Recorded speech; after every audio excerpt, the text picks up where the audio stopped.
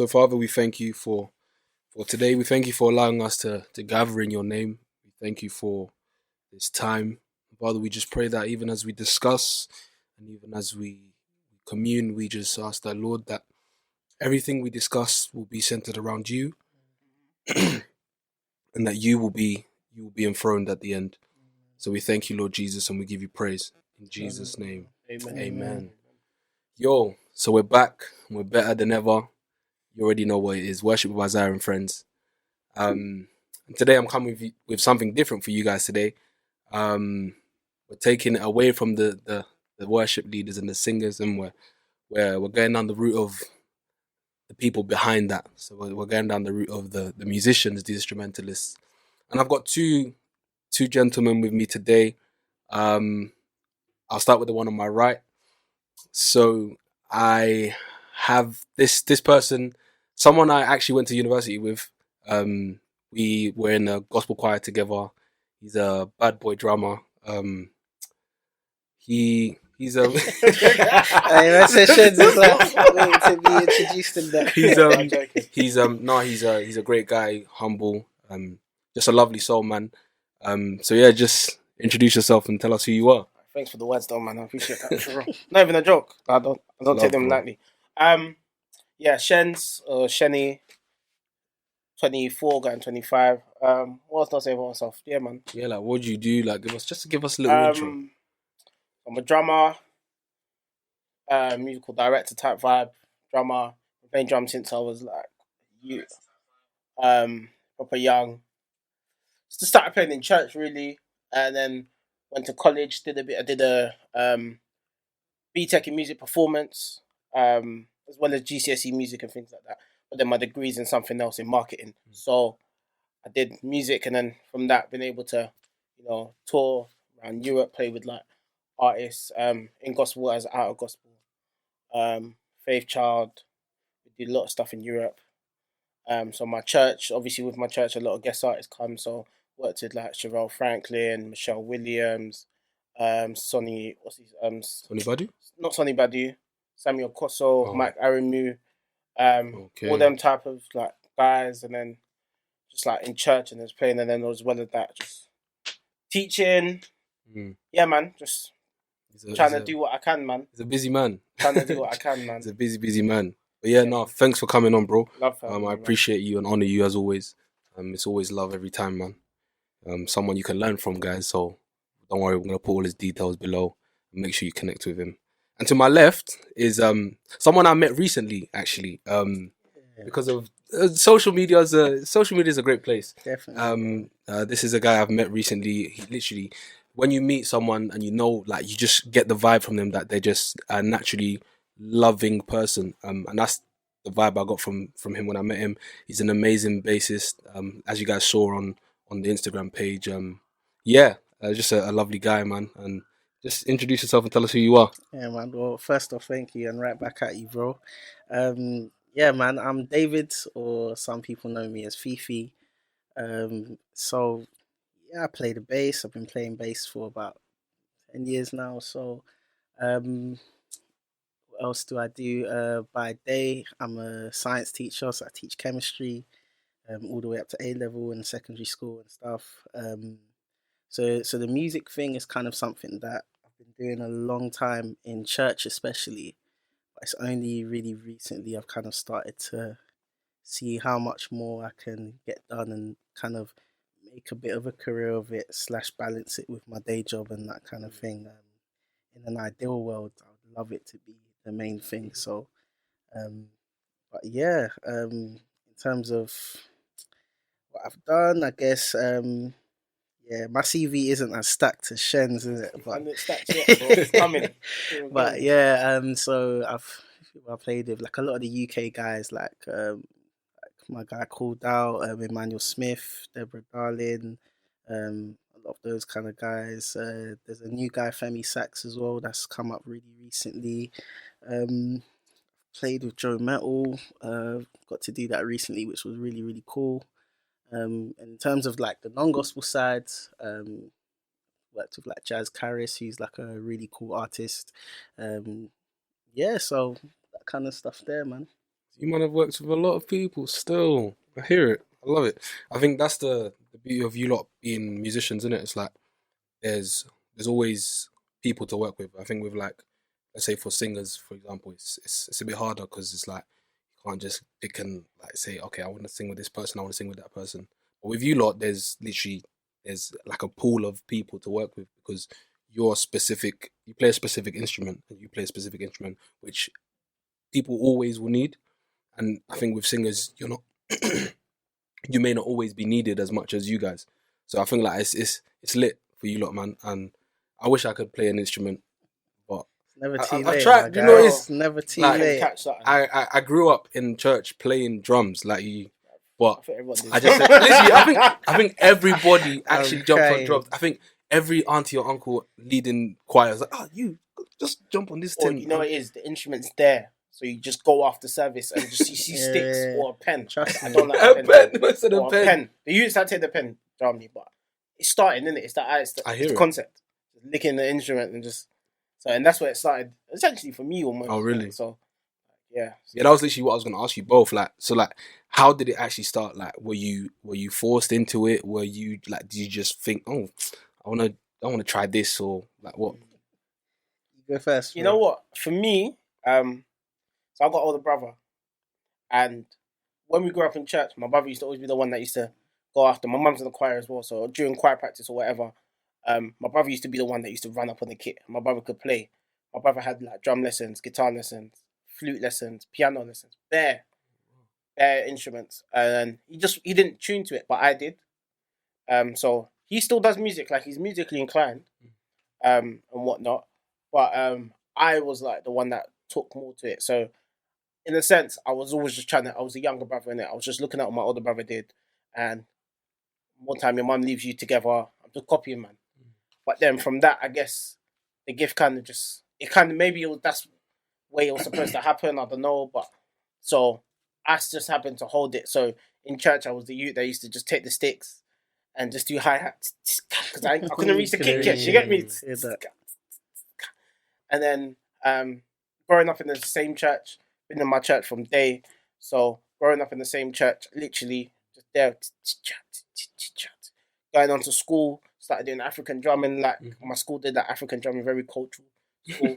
Started doing African drumming, so my rhythm was there. My dad also rhythmic as well, so kind of my mum's in the choir, so we're kind of musical in a sense family. So I think that's how it all started for me. And then just in school, I just was part of school orchestras and doing percussion and reading music and doing all the like theory side of stuff in school because I was part of the like wind orchestra. I was like the percussionist in school and things like that. So that's how it just stuck with me. And bruv, that's all I know, bro. Like I don't know. That's all I know, man. I hear that. So when did you kind of like know that this was something that you want to actually like do? From day, like Oh, swear. I think, like I say, when I say it's all I know, like I was decent at maths in school. My grades weren't the best, but music. My degree's in marketing. So the two things that I said in life from day is music and marketing. There's the two things that all I know. That's all I've had my hands in life. So it's like when I think of me, I just think music and I think marketing. So it's like like when I picked subjects, it was GCSE, music and business and like media and things like that. So it was like I didn't know anything else. And then I think I got my first session gig at 16. Okay. So I can't remember the name of the artist, but I remember where the gig was. It was in North London somewhere. And that was my first paid gig.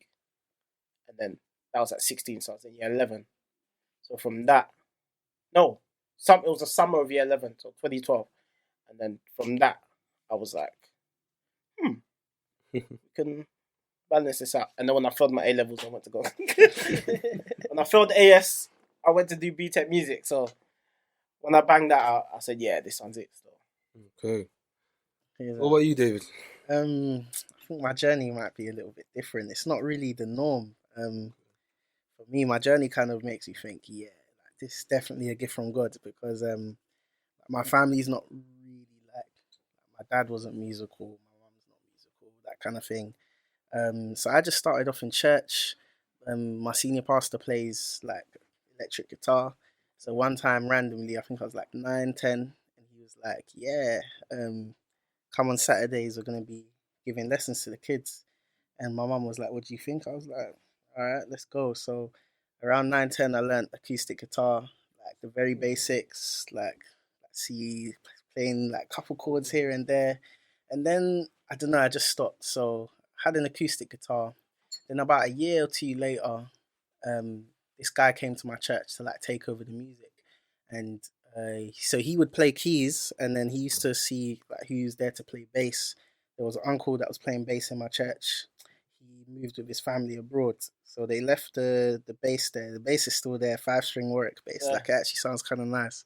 So he left it there, and then all of a sudden now, the guys that plays keys is like come on stage. So he'll be playing praise and worship and playing bass in his left hand, and giving me the numbers, and I'm like trying to follow like live whilst he's playing during service. So this must have been when I was like maybe 13, 14.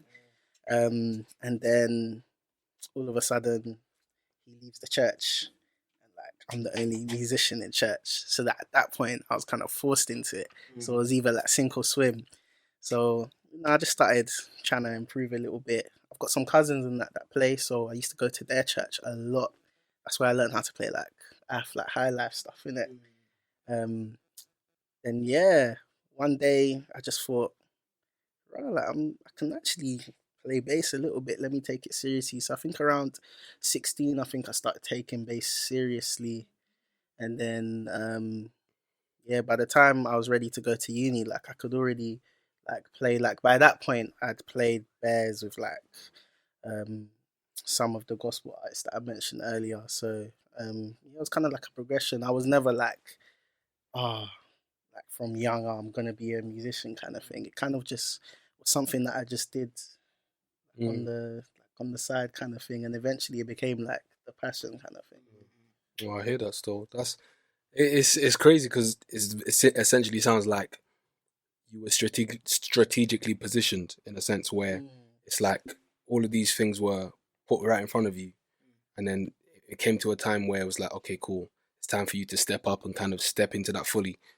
And then like it's sort of like God actually prepared you ahead of time before you even knew it, because it's like all of these people were coming and going, and then you started your lessons at this point, and then as you were growing, people were leaving, and it's time. It's like, okay, cool, I'm now at this place where I can kind of step into it properly and kind of take it on as my responsibility now. Like, so that's why I think it's quite interesting to actually hear about, because what do I know about instruments and being a musician? I don't really know about that. I just know I know singing. That's it. But yeah, that's mad, because like two completely different stories. You get me? Like one actually wanted to do it from the jump, and one was just like, yeah, you know what? Let's see how it goes. And then at the same time, God is in the middle of both stories. You know what I'm saying? Because once you actually have a passion for something, like your passion don't just come from anywhere. Like God actually places that in you. You know what I'm saying? And with you, it's just like it's literally right in front of you. You can see that it's literally divine positioning for your senior pastor to be like, yeah, there's this Saturday thing, and then from there, look at you now, fam. You know what I'm saying? Literally, like it's crazy. Yeah, it's mad.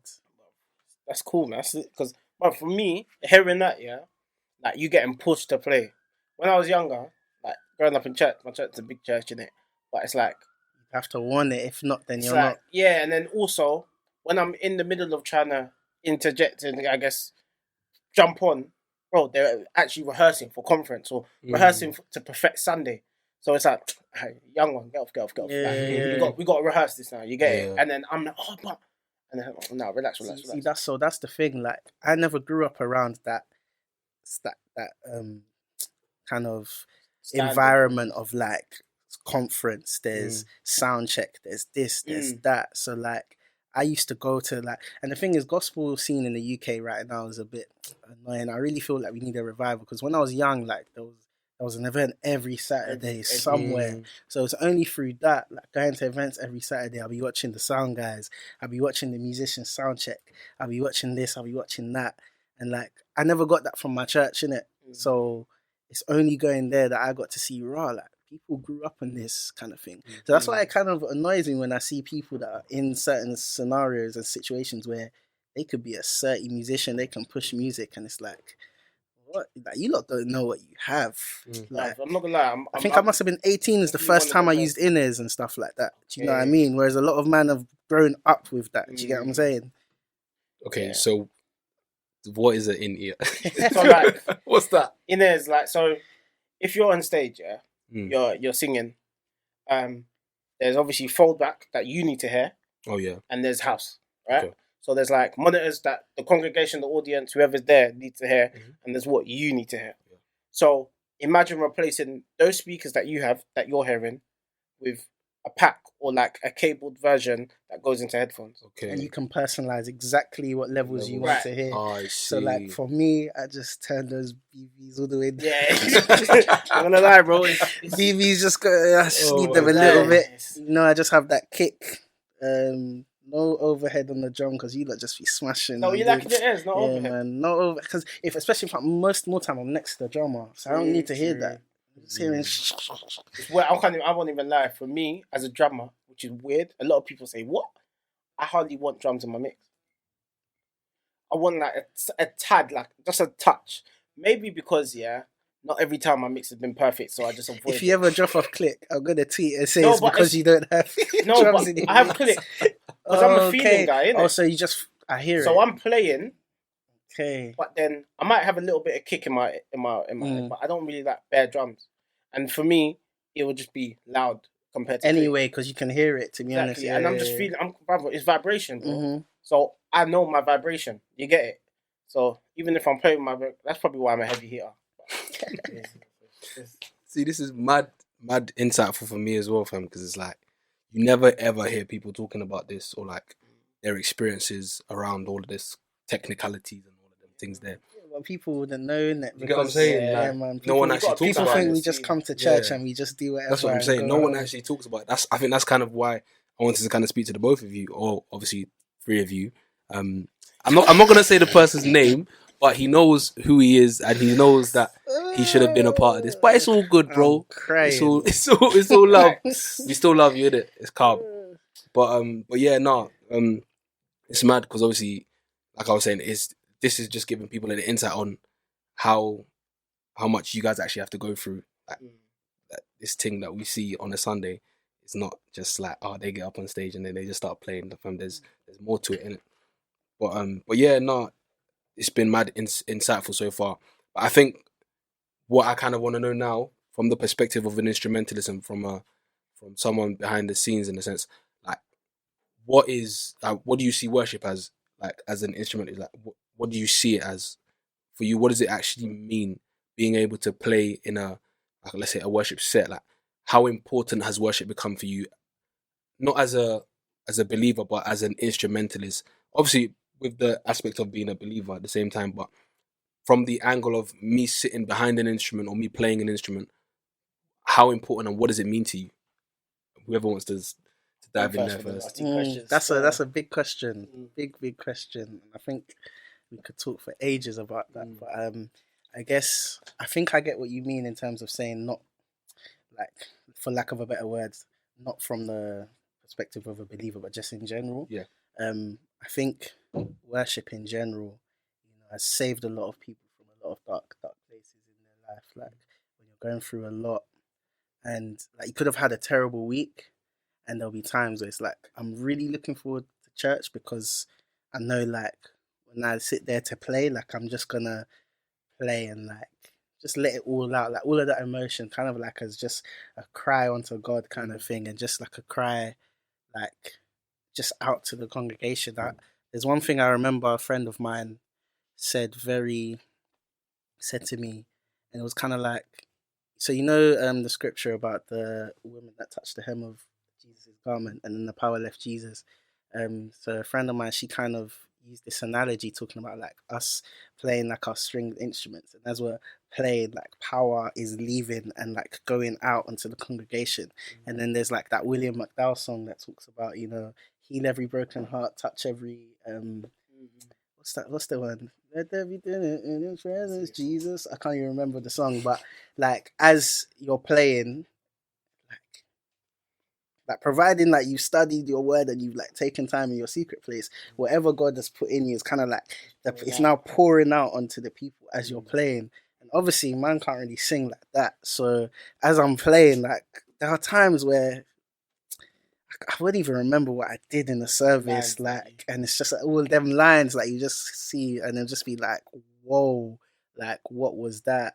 And God's designed music to be used. Like, obviously, music can be abused, but if it's used for God's glory and it's like combined with the word of God, which is like centered around Jesus and Christ, and it's just like, wow, like.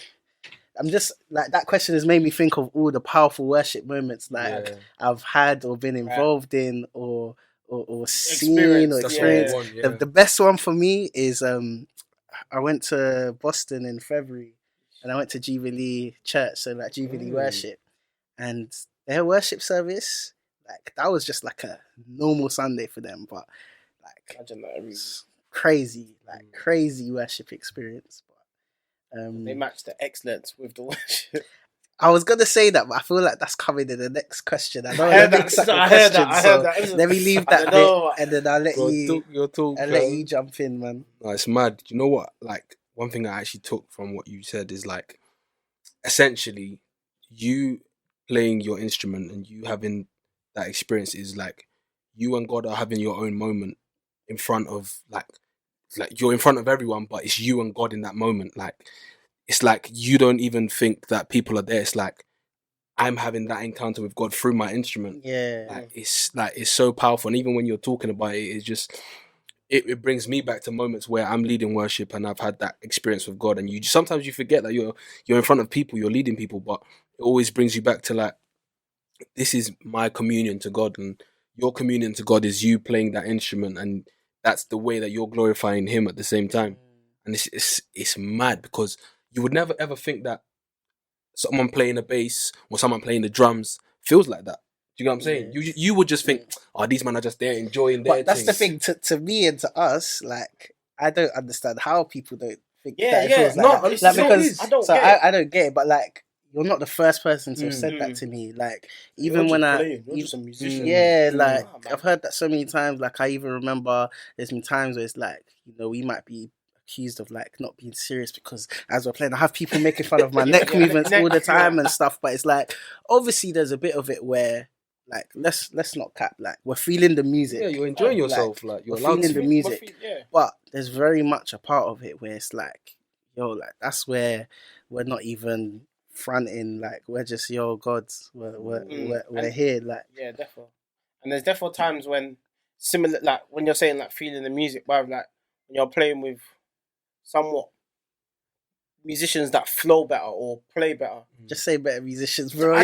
You're trying to make it sound circumvent. I'm not trying to. When you're playing with good musicians, is what you're trying to say. Yeah. When I'm playing with good musicians in church, there's no distraction. I hear so that. when everyone's just nice, like we're all good, everyone's good. There's chemistry musically, and it's like you have no worries. Sometimes if I'm playing with maybe someone that's not too sure, it's been learning. He's learning. I like to say, they're learning. Yeah, man. They're learning. They're still growing in the instrument. Yeah, you kind of have to keep an eye out on them or make sure that they're good. Like because we all have to be. And you know why that's very important what you said, because this is the mistake, especially I think that we see in the UK. Like I feel like a lot of people don't value skill. Like they don't value genuine skill. Because skill is so important, because when you're so skilled on your instrument or in what you're doing, that leaves you, like people think that takes away from the actual worship, or people love to do this whole skill versus like relationship with God when it's not a versus thing, it's they're in tandem with each other. Right. When you are so skilled on your instrument, I can play on autopilot. Talk, bro. And still have the music be lashing, still have the worship be flowing. That now gives me the time to, sometimes I'm playing man's praying in tongues, or like I'm flowing with the worship. Bro. When you don't even know your scales properly, you can't do that. Because you're focusing so hard on what you're doing to not make a mistake. So if we're now playing with other musicians that like I'm having to give the numbers to all the time and stuff, like he said, like it takes a little bit away of my thing, which is not a bad thing. No, it's no, not no. it's not a bad thing. I'm just saying that this is why your like skill level is so important, because if you are so skilled, then that's when you can now have time to now do everything else that Work on is required. But then obviously there's the other extreme of it where you can be so skilled that you're now just having fun and you're not paying any attention to that.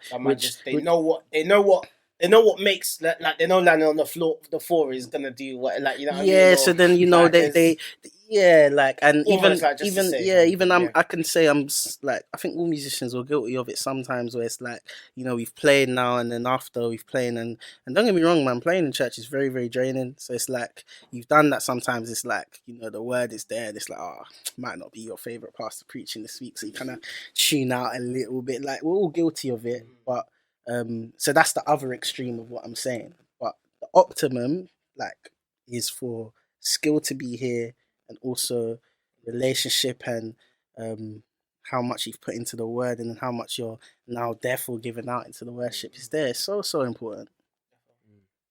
What about you? Yeah, you went off topic a little bit, but we're not off topic. No, We're But I still- forgot what the question was. Yeah, so so oh. essentially, like, what is, like, from your perspective as a musician, That's the one. the worship? Yeah, I think for me, I know, like, in terms of like growing in an instrument and knowing that that's, for me, I feel like it's become like knowing that that's your gift. That's something that God gave you. So regardless, singers is the same thing. Preachers, it's the same thing. It's still a gift. But for me, I'm giving back. Like, when I'm worshiping, that's me and God. Like, that's a conversation between me and Him. Whether the worship leader, cool, I'm in tune with everyone. But when I'm playing, it's like I'm not thinking about what the singer's doing or what everyone's doing. I'm like, of course I am thinking about it, but I'm with me and God. Like, that's me, and I'm thinking that's me giving back. That's me, like, you give me a gift. Now this is me pouring back to everyone, but giving back to God. Like, I'm using what I have, knowing that that's not what I created. Like, it was given to me. So when I'm doing like praise and worship or whatever, that's when I am giving back. Whether I'm playing, even when I'm playing on a gig that is not in church, bro. Like, I know one thing that I live by is I'm gonna be the light wherever I am. So whether I'm lashing the gig or whatever, I'm giving back to God. Like, I'm giving back to God. Like, when I am, like, I know myself. Like, I'm not gonna, like, especially in church, I know that I'm doing that. Like, that's what I'm on. Like, that's so for me, it's definitely worship is just like how I flow and just how I feel, knowing that when I'm behind that kit, God gave me this gift and allowed me to be in these rooms or be in these situations or be in this behind here or play this opportunity right now. Because, brother, I'm not the only drummer. Like, I'm not the only. There's other man that can play kit in church. There's other man that can play kit on a worship event that someone called me for. There's other people that could do this gig here. Like, but when I'm at that point, like, that's an opportunity that God's given me with the gift that He's given me. So I'm giving back. Like, giving back. So that's how I see it. Yeah, man. This is good. I like this. That's how I see it. I like this a lot because, bro, it's so insightful for me, man. Honestly, like, I literally, for me, the reason why I want to speak to you, bro, because I want to learn, like, I want to understand how it is and how it looks like. Because, sometimes you don't really see not even sometimes, you never see what goes on behind the scenes. Yeah. You get me? And I think literally everything you've said leads on to kind of my next point is like, or my next question per se, like, how do you find the balance between lashing and worshipping? You get? Because it's like, you can be going ham, and then you then still have to remember that, okay, but I'm still worshipping at the same time. Like, how do I not let the lashing take over my worship? I could actually, all I would say in the terms is read the room. That's how I would see it. It's just read the room. Like, sometimes, especially read who you're playing with, read who's worshipping, read the environment. Like, sometimes it's not called for that. Like, you're lashing, it's not needed sometimes because you're in that space where there's no room for that. And then obviously with skill set as a musician, you understand musicianship. So you understand how as a musician you need to now make sure that everyone's playing together because you're a band. You've got to be cohesive, innit? Like, so man can't be doing bears when keys player's not doing much, or bass, especially bass. Man can't be playing the kick pattern and the bass player's doing something else. You know what I'm talking about? Like, you probably don't even like that. Like, when your bass drum, I'm not gonna lie, a lot of my boys say I'm a bully. Like, if I'm playing with a drummer that's not assertive, like, I force his kick pattern to match what I'm playing. What you've got to do. Those are the type of things, like, you got to lock in with those things. It's like, you have to be, like, cohesive. Like, a band, musicians aren't like, if you're playing a 3-4 piece band, you're not a 3-4 piece man playing together. You're a band. Yeah. One word. It's not, hey, it's a band. Like, you're playing together. Even when we're all under the house, we're one as well. So it's like, you just have to all be on the same page. Just read the room, but that's how I would see it. So as a musician, or like musicianship wise, just understand your different dynamics of where you're at. So whether you're playing in a big setting where, you know, they're asking for that. If the MDs are asking for that, give it to him. That's what he wants. Because he's obviously musical directed, doing his thing. But if it's calm, just sometimes hold off. Like, sometimes hold off. Like, you don't have to do bears. Like, you don't have to. Okay. Yeah. What about you? What do you think? What do you mean by lashing? Like, so, like, okay, when I say lashing, I mean like I'm just going ham. Like, I'm going overplaying. Like, yeah, like I'm just going OTT. Well, like. So when I hear that question, I'm thinking from a bit of a different perspective than Shenz. I think it starts with, first of all, like, what's the setting of the environment that you're in? Like, is this a live recording for someone's album? Is this Wednesday Bible study? Is it Sunday service? Like, it actually all depends on where you are. So that's phase one. Cool. Now we've established where we are. Who am I playing with and who is in charge? Because obviously there's always going to be, like, to be honest, 9 times out of 10 is going to be an MD, a music director. But at the same time, with a lot of guys that I play with, like, that hat can kind of shift. Like, the MD is almost like a free roam. Like, one man can have it on one song, next man has it, kind of thing. And then also, like, if you're playing as a band, and like he said, if one person's going in one direction, then we're all kind of going in that direction. But then another aspect of it is playing the song and playing the music. Music is structured, and especially gospel music, like, it has a certain structure, and it's a lot of the time it's that structure that allows, you know, like, the atmosphere to kind of like be charged, as people will say. And a lot of time, even when you're like, we don't sing the exact song the way it goes, like, whether you like it or not, spontaneous worship, like, flows and sections still are structured. Yeah. They always start with a little breakdown. You're still going to go to the verse. You still, like, you know, you build, and even if the worship leader now changes the lyrics and changes what they're singing, like, it's still structured. And what I mean by that is not structure as in we've planned and written down. Structure is in it follows a musical pattern, and there's still music involved in there. So as long as you understand music, then you can always follow. Now, to link back to your question, it all comes back to skill. If you're not skilled enough or in your understanding to understand and know what it is that is required from you in that situation, like, you can hear from God, and God might want to push you this way, but if you haven't got the capability to do it, it's either it doesn't happen, or it's one of them, wow, Holy Spirit must have taken over my fingers because I don't know what I played. But, like, that's not gonna happen all the time. Do you know what I mean? Like, God's given us a gift, and he wants us to, we're supposed to practice in our own time and multiply that gift, so that when he wants to elevate us, we're ready for that. But I mean, in saying all of that, at the same time, like, God will be glorified however he wants to be glorified. But, like, I still believe that, you know, there's an onus on us to do our part. And even though, yes, we're worshiping as a musician, like, you're low-key there to do a job, and as a worship leader, you're actually still there to do a job. So it's great to go off in your own place and be like, it's just me and God, but you can do that bearing in mind that your skill level is in such a way that you can still lead the people into where you're going, like, almost as if you're taking them into your mind now as you worship.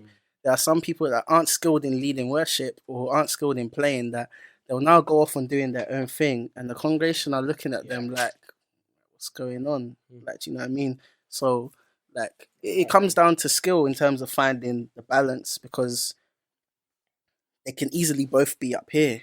Your lashing and worship can both be up Yeah, here. Yeah, absolutely. Like, Like- oh yeah. And then again, reading the room is a definite. I'm not really sure what No, else to. literally, I think you summed it up perfectly. Like it's easy to understand where you're both coming from. Well, it's literally that. Like, there's nothing else you can do. Like, I think the emphasis is heavy on skill with you guys as musicians or instrumentalists or whatever you want to call it. Yeah, musicians. Yeah, Instrumentalist word, I don't ain't know it, why I man? don't like that word. You know, I've noticed that I people, don't know people always why. have that reaction when Yeah. it's Instrumentalist. Nah, bro. Like, you're- And do you know what it is? I feel like it's a bit like PTSD. Like that word is normally used when people are trying to get onto us. Yeah. Like, oh, swear. the instrumentalists don't think. we I can slightly rap. feel it's a bit of a cultural thing as well. Like I feel like it's a bit Yeah. like bit of the African culture. They love the word instrumentalist. Mm, Yeah, I hear that still. what it is, man. No, I feel like musician is a bit more of a It's respectful term. It's the term. It's I the hear it. correct term. I've never seen instrumentalist on this. That's true. On the That's on true. the CV. Like Yeah, I'm a I see musician. musician. Yeah. Yeah. That's true. That's true. So we're gonna kind of like take it in a different direction now. Just like chill, like just relax a bit. Nothing deep. I'm just gonna ask you guys a few questions, and I'm just gonna give me your answers in the best way possible. So the first question is, gospel or CCM? Gospel. Gospel. I knew you guys were gonna say that. We had this conversation in the group chat Gospel, bro. because we've had this conversation in the G Clash group chat. Shout out to them, man. Yeah, man. Shout out to the family, Kufre and man. them, man. They did a Literally. big thing during lockdown, boy. Bro. That was nice, man. They touched bare lives, man. Trust me. Thank God. Keep going. But literally, like, fam, we were talking about it. It's like, I think the conversation was about Stephanie Gretzinger and Tasha Cobbs. Yeah. That one last one lied to you. I didn't know who Stephanie was until I knew that voice. I didn't know the name. Yeah. I knew the voice. I didn't know the name. Mm. You get it? But yeah. So Yeah, that one. because it was like we were literally. I think I was sitting at my desk at work, and this whole conversation was going on. Like, I think the debate was, who can hit better notes? Yeah, it was Something like that. who's better vocally. Yeah, who's vocally better, Like, Stephanie or Tasha? Do And you then know- everyone went, oh. No, but you know what that's like? That question to me is like asking who's the better athlete, Roger Federer or LeBron James. Yeah. LeBron James is clearly the better athlete, but that doesn't take anything away from Roger Federer's Right, greatness in the absolutely, sport. yeah. Like, Within his lane. I think that's what the whole thing is. And I just, like, don't get me wrong, like, I think people get this idea that I dislike CCM. Like, that is not true. Yeah. It's not true. It's just that I feel like people who adore CCM like have little to no respect for the craft that comes behind gospel. Mm. See what I'm Yeah, saying? I think it is. And because they love their CCM guys, they think that their CCM guys can do the gospel thing. No, they can't. I think, yeah. See, look, he thinks it. I'm gonna bite my tongue there. Do you know what? In terms musically, CCM is easier. Mm. So if you let's strip it back to what the in terms of, because to me, I always think gospel music or like Christian music is the message. It's not how the music is portrayed and the sound, right?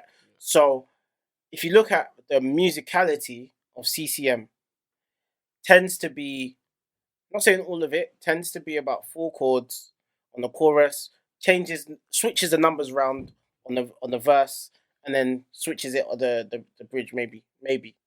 But then gospel stuff, there's a lot more movements going on. There's a lot more like jazz influence, fusion influence, a lot more diminished chords and things like that, or like stabs or pushes or things like that happen in a lot of gospel music. Whereas CCM, from where I've that's my opinion, a lot of the stuff is a lot more simple, easier to listen to, easier to digest, more like simple music in terms of like playing wise and that.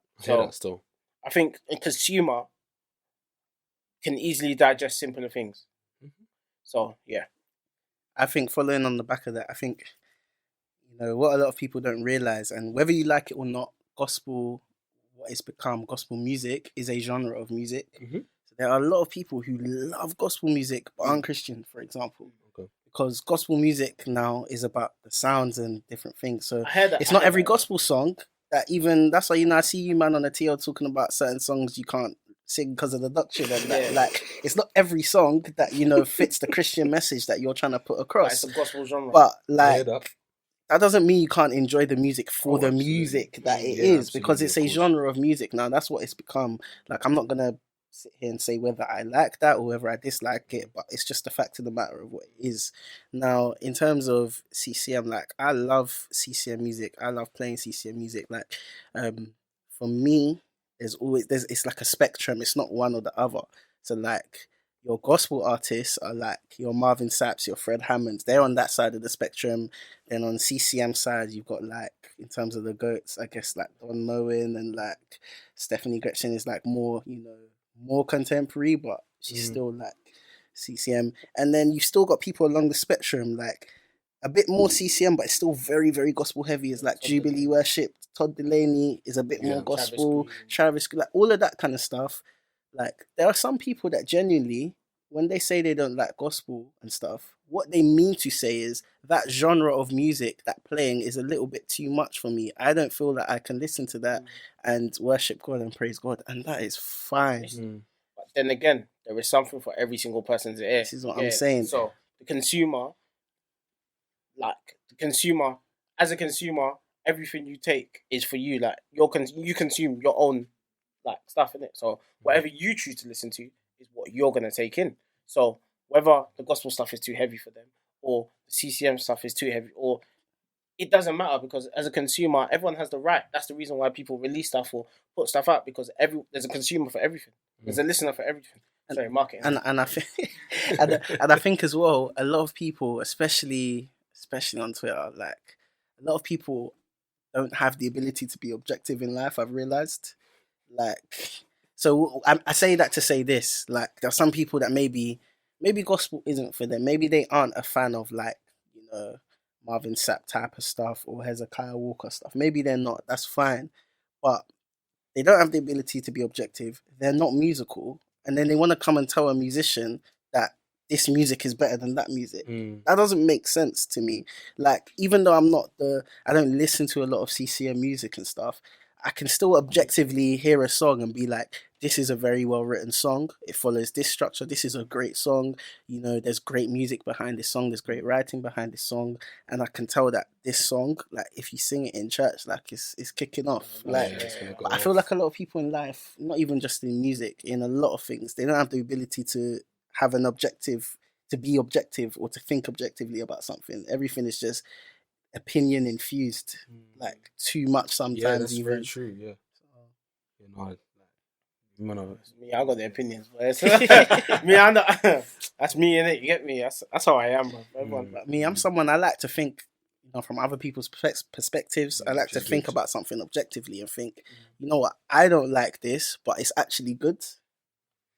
But again, that's the thing. That's the thing, because whether you can say that about musicians as well, how someone's approach is to playing, because you can say someone is an amazing. Everyone that has a skill that's a musician is a musician. Same with singers; they're a musician. You know the whole saying, everyone can sing. Like, cool. To someone that they're an amazing singer. To someone whose ear is a bit more tuned to musicality, they might say there's things that, you know, you can work on. Yeah. So it's like I'm saying, there's something for everyone. Like, everything that's released, whether it's music, whether it's worship song, worship in general, there's a segment or section for every single person. Yeah. And I feel like it's just about finding your preference or your way of, you know, enjoying worship. Like, because I don't think there's, like you're saying, there's nothing wrong with it, or there's no wrong version. Or obviously it depends on the lyrics, and I know you man have got that whole debate thing on what songs mean, and I'm not gonna lie, I haven't really looked into that. When I see it, I kind of jump over it. But you know, but like, yeah, like, therefore, from a musical aspect, because I guess I'm a musician first, I kind of always listen to music, and I always listen to what music is like, what the music is doing. Yeah. I'm not gonna lie, sometimes I won't even cap that, bro. No don't know lyrics to lyrics. song. Yeah, that's one thing that I think is bad though. I'm Like, not gonna lie, it is. I'll hold my hands up and say, I'm not gonna like, lie. when I listen to a song, like the first thing I listen to is the music. Yeah. Like It's I natural for like you lot, though. I naturally Never sometimes like I don't know. I feel for me anyway. It depends. I might listen to a song first time, and the first thing I listen to is the drums and the drummer. Okay. That's me. It's really weird. Then I'll listen to it again. Then I'll listen out for the bass player. Then I'll listen again, and I'm kind of like, especially if I'm learning the song, I can like block out the other sounds and kind of reduce them in my brain, and then only focus in on what I'm hearing or what I'm trying to listen for. So, like that's how I learn music. But so now when it comes to actually listening to a song, we'll be in rehearsal and the singer will be like, all right, we're gonna go from Jesus Saves. Like let's just say that's the lyric of the song, and I'll be like, where's that? Is that at the beginning? At the And end? you say that's and they'll be like the second chorus. I'll be like, really. What's the I'll be like, sing the line. Jesus. Oh yeah, that bit. that's Cool. cool. Like so, I've heard the melody rather than the then again, lyrics. So I'm trying to change that. I'm trying to be better. I think in skill set as well. I think in terms of you were talking about structure earlier. I think that's one thing that I've definitely learned or tried to learn, especially since like playing in church a lot more, and even from before, structure. Because to me, music and structure has always been very important. So whether I don't know lyrics, you tell me second chorus. You tell like when I'm charting, like say I'm doing like a gig or something, and I have to chart my notes. I'm charting out sections. So it's like I don't chart out numbers, bro. I charted out numbers for the first time 2 weeks ago because I've been playing bass a bit. So I now clocked how numbers work. Like I know how numbers work, but charting numbers out for the first time on like 11 songs, I was like, rah. Wait, just a bit of context for people that are listening, because some people will probably be thinking, "What? Yeah, sorry. Talking Listen, about?" I can't lie. Me, I'm just here. I'm just like, what are these guys saying? What Shenz is basically saying, like, let's say he's got to play bass at church this Sunday, and he's got to play I don't know, Your Presence is Heaven to Me and Here I Am to Worship. Okay, he's never heard those songs before ever. So what he decides to do is he listens to the song, he finds out what key the song is in. Okay, if he's in the key of C, now C is his root note. That's his 1. So then the scale do re mi so fa la ti do 1 2 3 4 5 6 7. Everything in between that will either be a sharp or a flat. So like a bit higher or a bit lower. So that's what we mean by numbers, because that way whatever key you're in, you can communicate easily with everybody else about what to play. Oh, that's why. And then like you can't really imagine trying to do that to someone and say play D. We'll just throw up like F. Some people do, there's a world where that happens. Like to be honest, I'm mixed as well though. Like if I know, like for example, like I know a friend of mine. Let's say like I play with my bass. My top string is an A. Like I've tuned down. So like there's a friend of mine. If he's on the talkback mic, he might say, rather than saying play the 6, he might say, yo, A, low A, meaning that he specifically wants me to play that low A string rather than playing any random 6. So some people switch, but I think it's then again it's skill, isn't it? Because then some people have got to that level where they've accepted theory for musical theory as well as the system of numbers and the like circle of numbers, like because there's 2 systems. Like I can read drum music on a stave, like I can read what it looks like if you wanted me to, but then again I don't necessarily need that at church setting. But then understanding bars, which is like especially for in like 4/4 1 2 3 4 1, that's 4/4, knowing that that's a bar. If you said to me, alright cool, my MD might say alright cool, and in 4 bars drop out or something like that, like maybe something like that. I know 4 bars. Some people don't. Some people count 16 and tell me that's 8, and I'm like, well, your division is a bit. your like division of it is different, and your measures. But obviously, like with chat talk like that, you're getting into the realm of like, okay, like this is professionals now that we're dealing with and we're playing with, and I think a lot of people's opinions on musicians and musicianship would change if they like their favorite worship leaders that they love to listen to. If they got to sit in on a rehearsal and hear how rude that worship leader is to his singers and his band, I think they would then realise that in the UK it's actually not that deep. It's like because they're professionals, like the same way in your workplace, if you're dropping off, like they're gonna hit you with the first of all, can you see my screen first of all? But then after that, if you're dropping off, you're gonna be told that performance, you need a little bit more support, or you need to be whatever. But I feel like here, sometimes we're just too like, these guys are great. Yeah, man, we're too like. If you sat in on a sound check or sat in on a rehearsal for these professionals, like you'd actually see like there's levels to this. Like there's levels. Like to them, it's professional. The thing people will be like an album or especially live recordings. You don't like live recordings are like hot. Like if you're sitting there, I've never done a live recording yet. By God's grace, same man. I've not done one yet, man. Next year, man, I want to be on a live recording. I want to do a live recording, but live recordings, for example, imagine that's you want to get your level of lash, but then enough for consumers, and then say you're doing more than one take, bro. Every take has to be the same, or it needs to be clean. You might be playing to a metronome, like a click track, which is like a tempo set that keeps everyone together.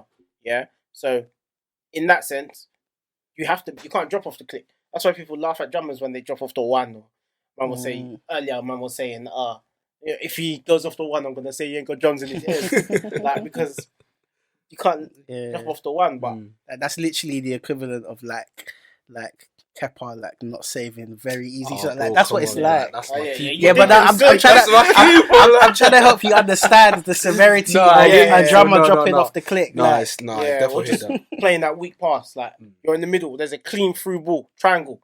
There's a triangle pass. FIFA, yeah. I hear it. And then you square it to the next man. Maybe like what Loftus Cheek was doing on the weekend, bro. Someone called him Softest Cheeks on Twitter. Someone said he's your MCM, not your CM. Big bio, man. Trust me. Honestly, that's funny. Nah, do you know what's so bad as well? You lot already touched on some of the things that I wanted to ask you already. So we kind of covered that, so that's good. But then the other question I had was, what are your top 3 albums? Oh, I don't even know, man. That's a hard question. Like any genre? No, any like kind of being more specific. Okay. Like how specific do you want me to get? Like as in top 3 to play, top 3 to listen to. Okay, how about this? How about this? Gospel. Do you know what I mean? Like, what is your favorite album you like to play? You like to listen to, and then just like all time like. Alright, that's a tricky one still. It's too hard for me because I feel like whatever I choose, I'll be missing something out. Do you know what I mean? I listen to I change my ear so much. Oh, really? Do you know what I mean? I change my ear. You're basically asking me today. Okay, how about this? The most favorite of your the most recent album that you listen to that you've loved so much. Do you know I had an answer for the last one, so I'm gonna answer that and this one. Cool. So, go on, Shenz. You go. Most recent album that you've something that you've loved recently. Mali Music's new album. Okay. And what's that called for the people? Is it The Book of Mali? I think. Yes, I think that's what it's called. Yeah, literally, I was listening to it on my way here, bro. I've spun that album. The Book of Mali came out a couple months ago, whenever this comes out. That album. It said a lot of people. I know said, man went left but this album for me, there's certain tracks. It's not a whole top to bottom I can rinse. That I have to skip 1 or 2, but like I don't know, that album just cutting for me, man. See, I like the album a lot, but my thing is like I love praise and worship music so much. It's very hard for me to listen to studio Christian music personally.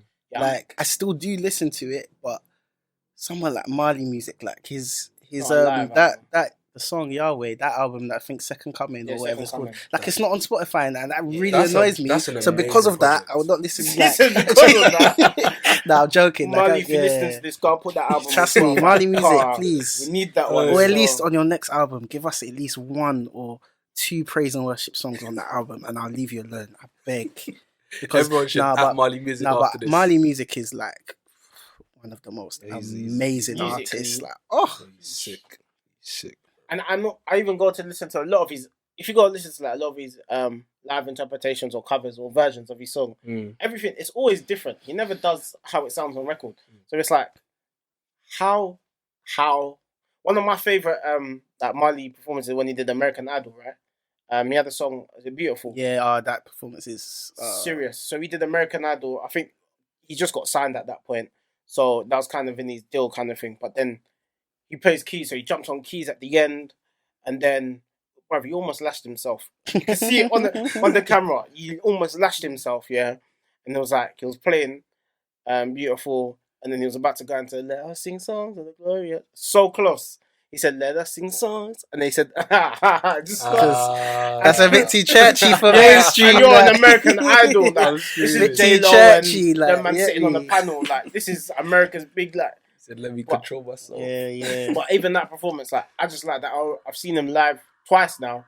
When he came to the UK, I went to his show. That was band as well, and obviously full band situations. I love listening to full band situations. Like, I love listening to praise and worship gospel albums, like live recorded albums, studio recorded albums. I guess sometimes if they can get that same approach, like they can. Like, some albums are still live instruments, but it's not recorded like in one live session. Like maybe drummers recorded live parts, bass players recorded live parts, but then it's mixed, but it's not actually a live recording. Whereas some are literally at an event live recorded. Yeah, like most of your William McDowell albums are like live recordings. Yeah. Like they did it, they recorded it. But even when they do a live recording, like they overdub it after. So like, because emotions and everything, like no singer's gonna be perfect like the whole night. Some of it will be pitchy. So the same singers have to go back to the studio after and re-record the whole concert in the studio. Bass players do the same thing. So that's why when people are complaining about prices of gospel tickets, like, fam, to do this stuff is not cheap. Like, they're not just giving you the concert; they still got work to do after. Yeah, and then post production.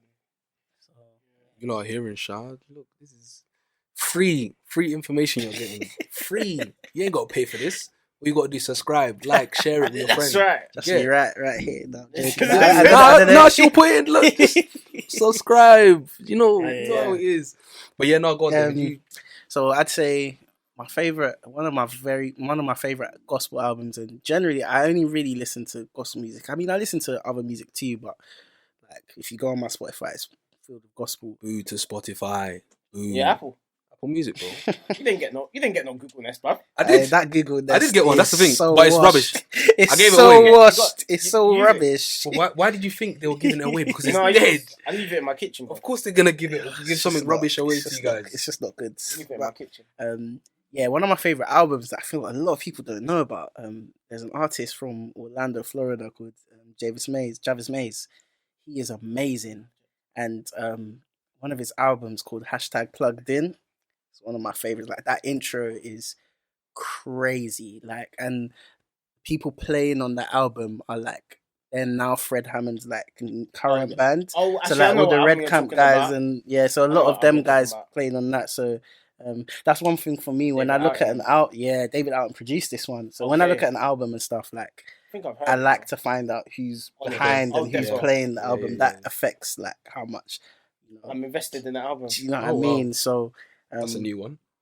Never heard that before. Yeah. I'm not gonna lie, I do the same thing at gigs as well. Like, oh really? If I'm going to a show, who's in the band? Like, oh no, okay, yeah, I hear that. Know, yeah, like, yeah, of course. Who's playing? Like, yeah, you want to know who's on kit.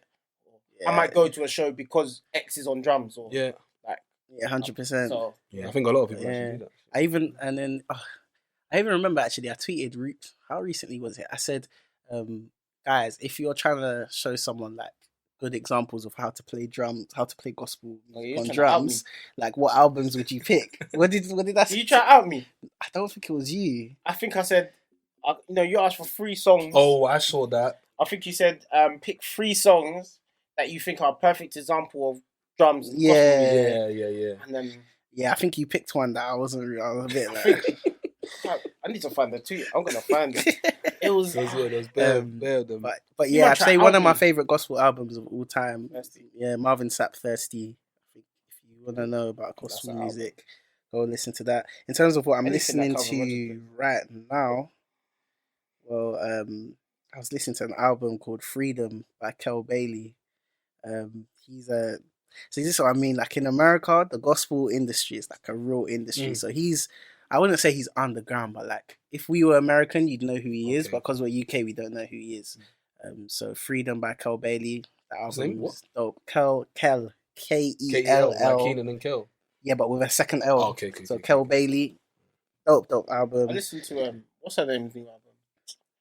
Benita Jones. No, not her. Even that new album, she did a live recording, The Entreating. Okay. Very good. Very, very Listen good. to what's And the that's name? got like Brandon Macklin on drums and that. Okay. Yeah, it's serious. I think it was Corey. Is it Corinne Hawthorne? What's her name? I've seen that name. Yeah, I'll check I don't know her who she album. is. Yeah. Oga, Okay, no. Oga CCM here is just like she's like her. You don't know, you know that. She's a studio artist though. She got a tune with Stephanie on her new album though. Oh, is it? Yeah. Okay, he's gonna yes, go I check see. that out. I'm definitely listening to that. I'll send that to you. That I listened to that album. I just gave that a one listen. But I like to. On Spotify, I'm a New Music Friday guy. Whatever's there, tell me what album just came out that day. Okay. Do you know what I re-listened to the other day? James Fortune's "Live Through It" album. It's the one "Live Through It." It's the one with what song? Best Praise on it. Oh yeah. I re-listened to the album. I was just like, They overdid it. They did a lot. no, but it's sick though. Like, as much as everyone has a lot to say about all of James Fortune's kind of music being too much, like, secretly you love it. Yeah. For me, like, Never Again. Like, James Fortune song, Never Again. For me, I remember listening to that song for the first time. That's the song. That's in fact, that's the song, yeah. He said that would be a great example to show someone gospel drumming. I said, no way. For me, that's one of the first songs that made me know. I knew who Calvin Rogers was, yeah. Okay, I'll give it to you then. So Calvin Rogers is a drummer who used to play for Fred Hammond. He's Calvin Rogers is the Michael Jordan of drumming, basically, of gospel drumming. Gospel drumming, yeah. Okay. Or he's more like today's, like, obviously there's Marvin McCready, but he passed away, so it's like Calvin Rogers is the Michael Jordan of gospel drumming. I'll say it again. He's a guy. I know certain people are gonna at me for that comment, but I don't care. He's a guy in it. So one of the first times I came across Calvin Rogers before doing my history was Never Again, because I just heard, "Calvin, let's go." Like, I heard that intro and I said, "What?" Yeah, that thing is legendary for musicians. So bro. I heard that and I was like, to me, that's when that kind of shifted my this stuff could, what's that chop? What is that? Like, and for those that aren't musicians, listen out for a lot of gospel music you listen to. You will hear on at least like maybe 10 tracks, Calvin, let's go. And it's just like it's now a catchphrase. So if Calvin's playing drums, if you know Calvin's it's Calvin, let's go. And or you if you just say, start. "What you got, Calvin?" Like, if you hear the name Calvin, like, you know, it's Calvin Rogers. Yeah. The guy. But I hear that, man. yeah. Man, are really in your bag, fam. I could talk about music for days. Man, are in your bag, shot. No, it's good because it's proper insightful for me, for the people, to hear how a musician actually sees worship and gospel and CCM and all of that stuff. Wait, one thing I didn't say, the one thing I will give CCM is their like attention to detail and preparation and production and tech is like second to none. Like, everything in CCM is live recorded, and more time is praise and worship at their church.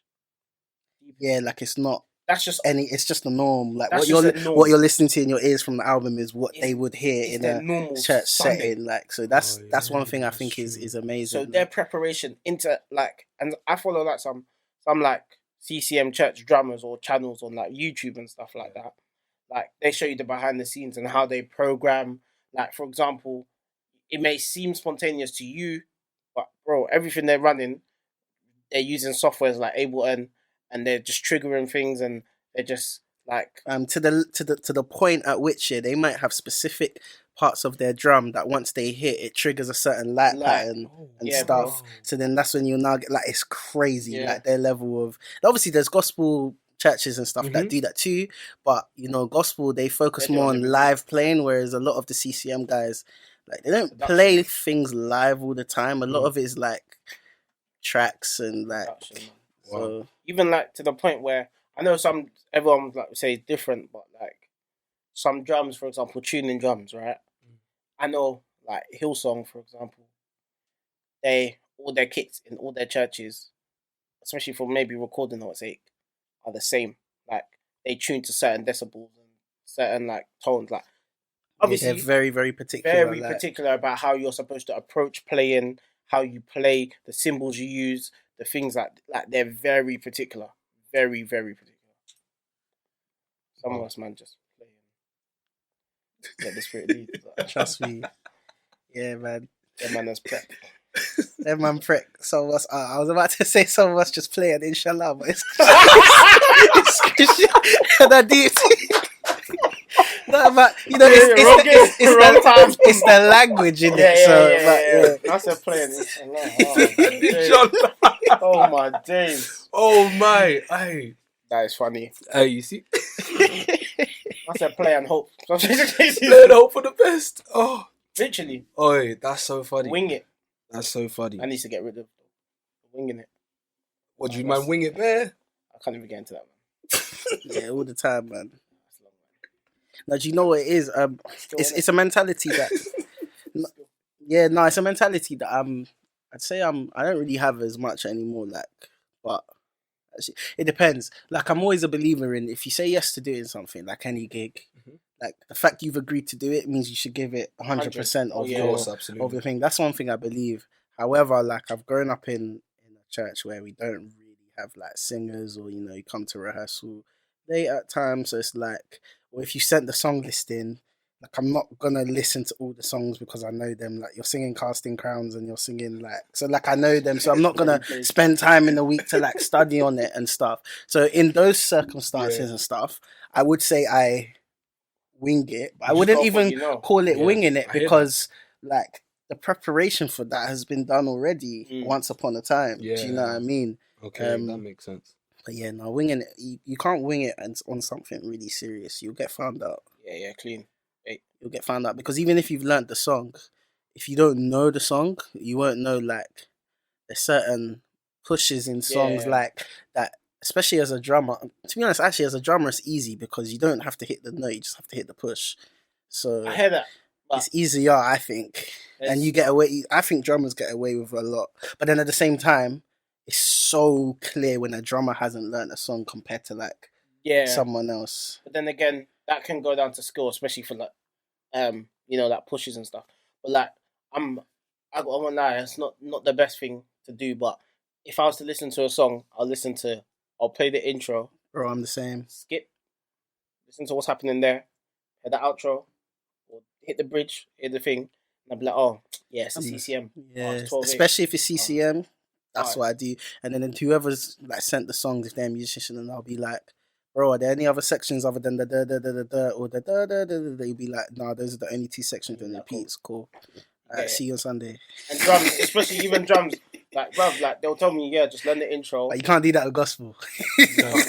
Especially if you're playing a full song. You can do it with CCM, but you can't do that with gospel. Like, as long as you just play the first part, boom, boom, boom, and then get the intro down, you're nice. And then the rest of the song, it's like, okay, you can, the groove works, just build before chorus, hit open hats, get it. Like, you can get away with a lot. But, for example, playing like melodic stuff, or like actually having to follow what vocals are doing, drummers can hide, big time. 100%. Kind of got away with that. Nah, this has been a proper insightful for me. When I do eventually get back on the drums, I will be paying a lot more attention to the musicians. Not gonna lie, bro. Since I've been playing bass, like I've been trying to. Recently, I said to myself this year, play more bass. It's changed my perspective completely. Like I got very complacent on drums, like very in terms of learning songs and stuff. But since like I said, writing numbers down, bro, spun me. Yeah, it's not easy. And the worst bit is especially if I was to go through some of my notes now for songs I've done. Do you know what I might do after this? I'll send you an example of my notes for a song, and you can maybe see what it looks like. Yeah. The worst is I might write down like 3/6 bouncy. And I'll do that like a week ago. A week later now, I'll be like, what the hell does bouncy mean again? And like, because I wrote down the notes, I didn't write notes properly. So it's like, and I do it all the time, and I'm just like, then I have to listen to the song again. Then it's, that's what I meant by bouncy. That's another thing, man. How's the song go? Yeah. Just 6 a little bit, just to click all I need is it. even if I just hear the half a second pad, of the first. I just need to hear the pad on the intro and what chimes come in. But that comes back to us not knowing lyrics. So you don't know what you have to do after this. But I told you, learn some lyrics. I told you, I'm changing though. But I'm I can changing. sing along. I can sing along when I'm not playing and I'm in church. I'm not just clapping my hands and nodding my head. Like, a lot of man say musicians do, but I'm Yikes. where? It sounds like you got birds to fix yourself. I'm easy, bro. He's trying to at someone. I don't know no one. Still. Alright, yeah, talking about. You sure, Shenz? I'm easy, bro. No, but on the road though, this has been great. It's very insightful. Thank you guys, honestly. We're definitely gonna do something. And hopefully the guy that was supposed to be here will be in the next video we do together. I'm bored. Let me not even, because if I say his name, he'll be upset with me. So I'm not gonna say his name. But yeah, no, but for real, how can we connect with you guys? Like, I know you guys both, I don't know if you do lessons. Oh, you do actually. Yeah. And you teach as well. So just plug yourselves, all of that good stuff. So you can follow me on Instagram at DGBass. Bass is BASS, not BASE. So DGBass _ on Instagram. I'm doing lessons on bass. If you need bass on your track, you can hit me up as well. I've recently started producing as well, gospel producing. So hopefully that will be up and running soon. Where any up and coming gospel artists who want to actually have a track, then you can get in touch with me. If you need bass on your track, you want to learn bass, you need a bass player. Hit me up. Even if you need a keys player, man, the economy's tight. Hit me up. I can run it. So what is it? A good price on that? Good prices, yeah, man. You know, no mix rates on that. I give you good deal. I give you for you, my brother. For you? I give you a good deal. As long as the pockets are not empty.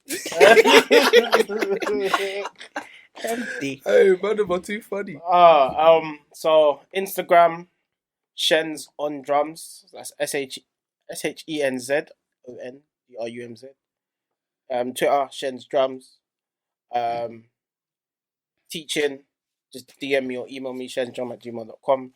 Also got a YouTube channel. I do to be honest, if people support me, I'll probably do a lot more, but I kind of held back off it. But I had a series going on where I made sure I played every Sunday. Like I filmed myself playing every Sunday, and I was trying to just be raw and honest and just show reality of how I approach praise and worship. So you can really good actually. Yeah. You can check that out. Everybody check that out, man. Check it out. That's a dope Sunday thing. Seat. I haven't uploaded them in a minute, but I will be back doing it. You back in the church building? We are back in the church building. Yeah, so run it then, bro. Bruv, praise and worship's bare short. I can't. Praise and worship. Do you even have a full band coming in, or is it? It's like 3-piece. It's even synth bass and keys. So again, I've missed playing with a bass player. So, so Shen Sunday Seat. There's a couple of vlogs up there as well. Just email me if you need production. Not so much the gospel stuff, like in terms of gospel sounding stuff. Like I can't play keys like that, so I can't do heavy production. But he can do heavy production. He just means if you want a Tasha Cobbs album, he's not your guy. I'm your guy. If you want a Marley Music album, he's your guy. That's what he means. Something like in the little thing. Yeah. You know what? What's this guy at the thing, Why is he being humble for? At the thing, David said, I was next to him. He said, I might actually add a little bit of science to this, And then as soon as I saw it, I said, your turnaround is quick. I rate that.